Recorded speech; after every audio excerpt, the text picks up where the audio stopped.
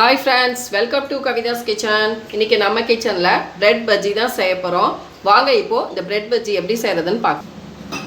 Bread bajji செய்யறதுக்கு ஒரு mixing Pavul எடுத்துர்க்கேன். இப்போ இதல நம்ம 1 கப் அளவுக்கு கடலை மாவு சேர்த்துக்கலாம். ஒரு 1/4 கப் அளவுக்கு அரிசி மாவு சேர்த்துக்கோங்க. கூடவே இதல ஒரு 1/4 டீஸ்பூன் அளவுக்கு நம்ம பேக்கிங் சோடா சேர்த்துக்கலாம்.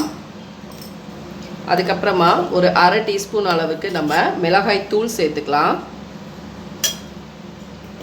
பெருங்காய தூள் வந்து ஒரு 1/4 டீஸ்பூன் சேர்த்துக்கோங்க. அப்புறமா இந்த பிரெட் பஜ்ஜி செய்யறதுக்கு தேவையான அளவு நம்ம உப்பு சேர்த்துக்கலாம். இப்போ இது எல்லாத்தையும் ஃபர்ஸ்ட் நம்ம நல்லா மிக்ஸ் பண்ணிக்கலாம்.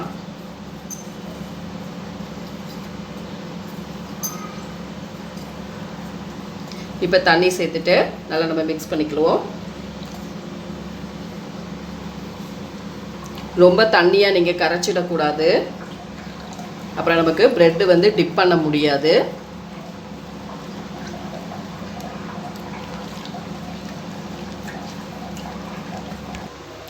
இப்போ நம்ம இந்த அளவுக்கு நம்ம பஜ்ஜி போடுறதுக்கு மாவு ரெடி பண்ணிக்கணும்.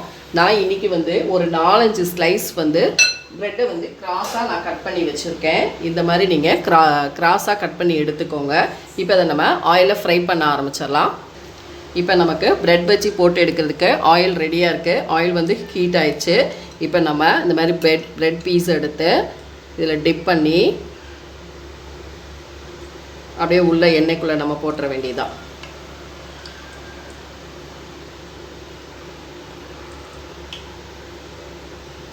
இந்த அளவுக்கு நமக்கு மாவு கோட் ஆகிற மாதிரி நம்ம வந்து மாவு பஜ்ஜி போட எடுத்துக்கணும்.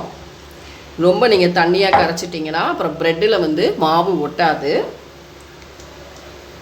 அப்படியே இது நமக்கு வேகட்டும்.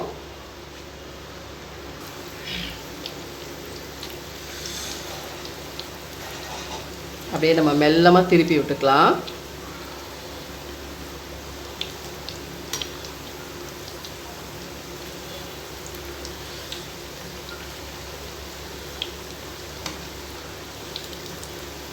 இப்போ இன்னொரு சைடும் நமக்கு நல்லா வேகட்டும்.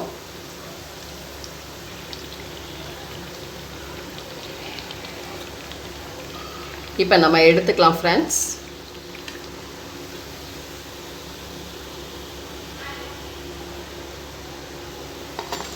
இதே போல் மீதி இருக்க பிரெட் ஸ்லைசஸை நம்ம பஜ்ஜி போட்டு எடுத்துக்கலாம்.